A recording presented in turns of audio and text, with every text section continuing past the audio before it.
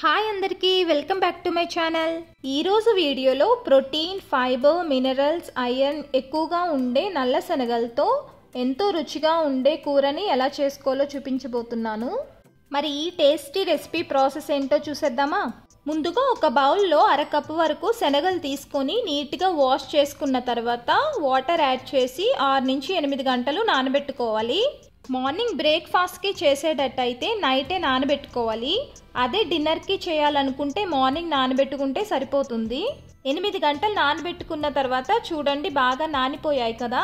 ఇప్పుడు వీటిని కుక్కర్లో వేసుకుందాం.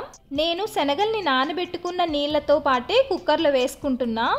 ఇలా వేసుకున్న తర్వాత ఇప్పుడు కొంచెం ఉప్పును కూడా వేసి ఒకసారి కలిపి కుక్కర్ మూత పెట్టి 4-5 విజిల్ వేయించుకుందాం.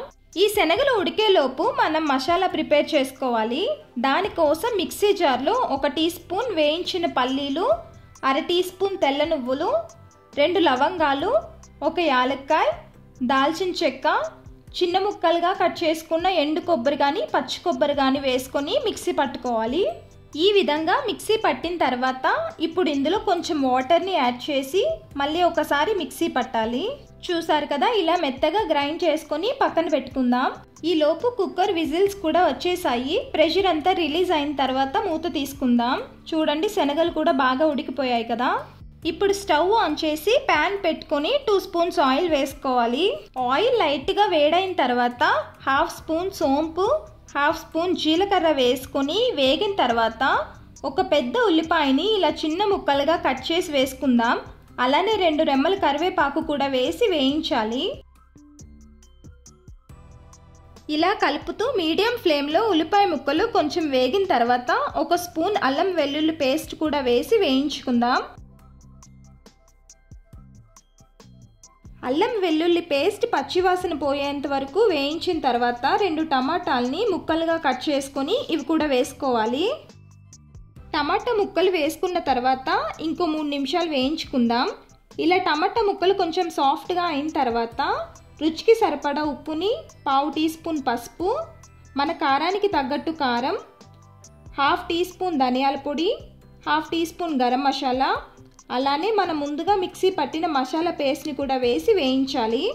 ఉప్పుని ఆల్రెడీ మనం శనగలు ఉడికించేటప్పుడు కొంచెం వేసుకున్నాం కాబట్టి చూసి వేసుకోండి. ఇప్పుడు ఈ మసాలాలన్నీ కలిసేలా బాగా కలుపుతూ వేయించుకుందాం.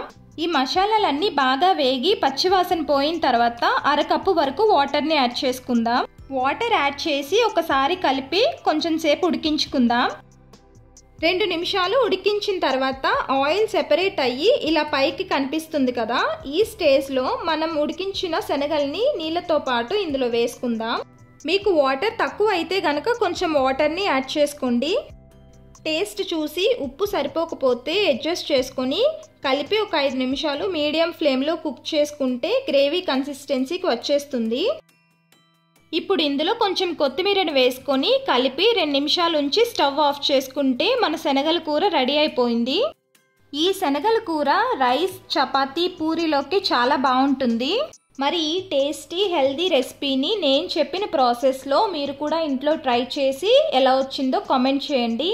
వీడియో నచ్చితే లైక్ చేసి మీ ఫ్యామిలీ ఫ్రెండ్స్ కూడా షేర్ చేయండి. అలానే ఇలాంటి మంచి రెసిపీస్ కోసం ఛానల్ని సబ్స్క్రైబ్ చేసుకోవడం మర్చిపోవద్దు. Thank you for watching.